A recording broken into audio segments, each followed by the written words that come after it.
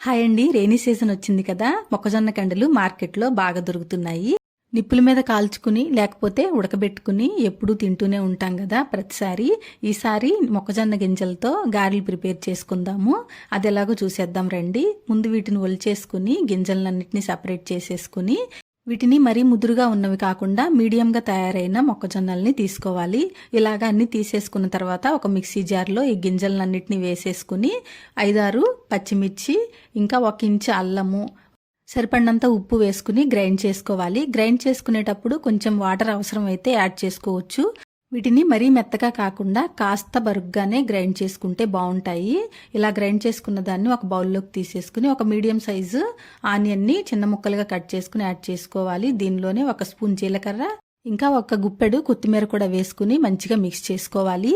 ఒకవేళ ఇది మిక్స్ చేసుకునేటప్పుడు లూజ్ అయితే కనుక 1 లేదా 2 స్పూన్లు బియ్యం పిండి కూడా యాడ్ చేసుకుని మిక్స్ చేసుకోవచ్చు. అప్పుడు పిండి పర్ఫెక్ట్ కన్సిస్టెన్సీలో వస్తుంది. చూసారా, ఇలాగా ఎక్కువ వాటర్ వేసుకోకుండా చూసుకుని గ్రైండ్ చేసుకోవాలి.